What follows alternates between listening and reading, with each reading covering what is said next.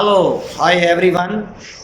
I am here for English storytelling. I have presented two episodes for you from the series Heart Between Lines. Today I will narrate episode number 3, Rewind Before Goodbye.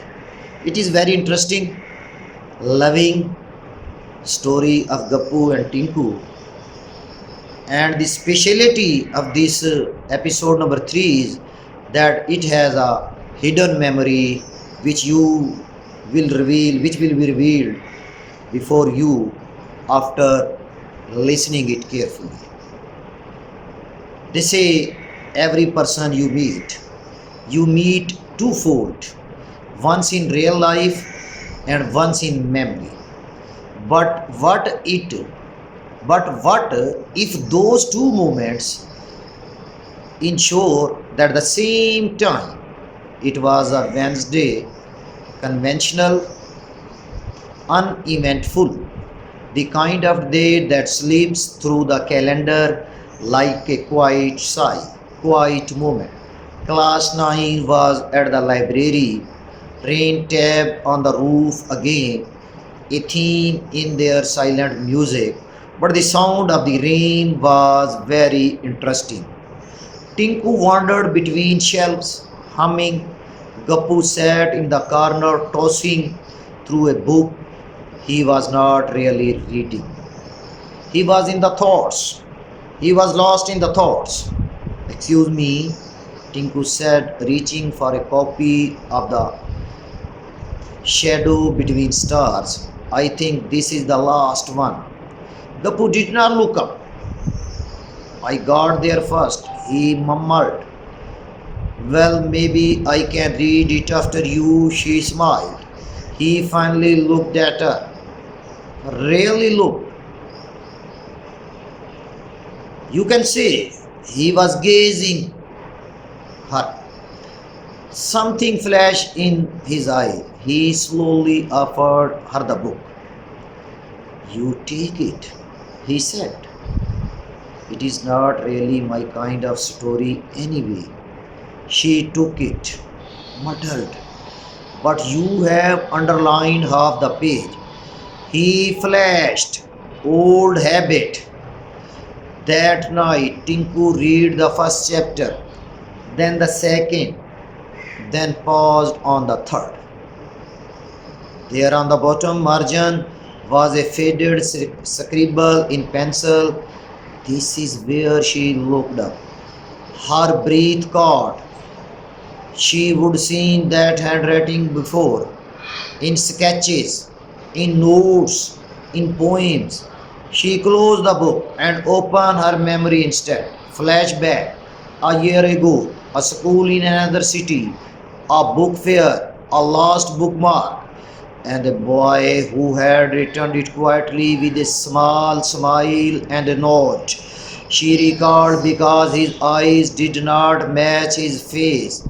They looked older, like they would read too many endings. She remembered because she did not speak but handed her a sticky note.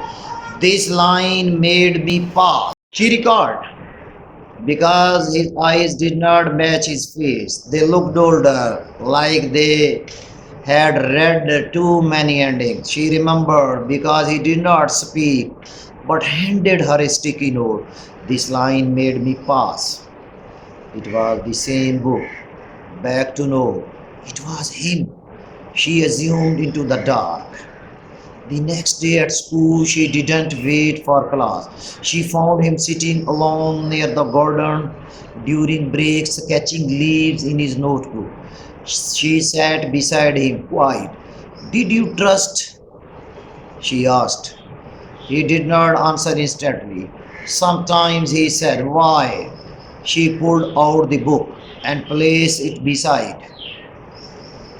His finger froze on his sketch pad. Do you remember a book fair? One where you gave a girl her bookmark back. He looked up. Their eyes met. You were wearing yellow. He said silently, "You had stars on your shoelaces. You had stars on your shoelaces." She smiled. He did too. "Why did not you say anything earlier?" she asked. "I was not sure you remembered," he replied, "and I liked getting to know you again." They sat there between glooms and light. A different kind of silence, no, not the awkward kind, the kind that feels like a shared total in cold weather. Some people you would not meet for the first time, you just find them again. Over the next few days, they grew closer. Their conversation grew deeper. Not just music and notes, but dreams, loss, fears. He told her about mom's illness. She told him about her brother who left for university and never texted back. They talked about why some people disappear and why some don't have to say goodbye to be gone. One afternoon, Tinku said, "You are good at goodbyes, are not you?" Gappu looked at her. "Only because I have had too many." She didn't say anything, but her hand reached out and softly closed his sketchbook. "Let's not draw one today." But life is not always as gentle as instants like this. That Friday, Tinku walked into class later than typical. Eyes red, voice quiet. "I have to go," she supposed. "Where?" he asked. "Back to my old city, my dad's job." "We are moving again." He froze. The words slanted just a little. They stood out of the classroom, wind in their hair, wind in their hair, words in their hearts. "You don't have to say anything," she said. "I just wanted to tell you in person." He nodded. "Will you write?" She smiled. "Only if you potential to reply." That evening, Gappu sat by his window, playlist in the background, sketchbook open, pen in hand.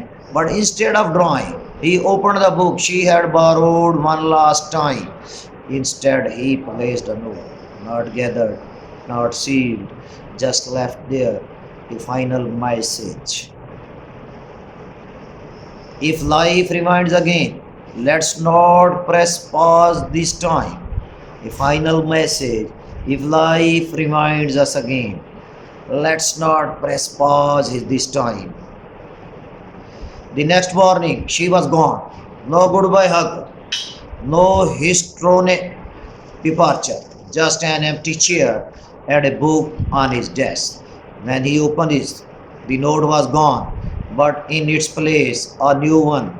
Rewind is a button. We both know how to use it. He smiled, not because he stayed, but because she left something overdue. Dear audience, the last line I will repeat for you. He smiled, not because she stayed, but because she left something overdue. It was the lines which I have narrated for you of the episode number 3, Rewind Between Goodbye, and it was episode number 3, Heart Between Line. I hope you would like it. If you would like it, it is in my favor. If you would share it, subscribe my channel, subscribe my platform. Love you. See you in episode number 4. Thank you so much for watching.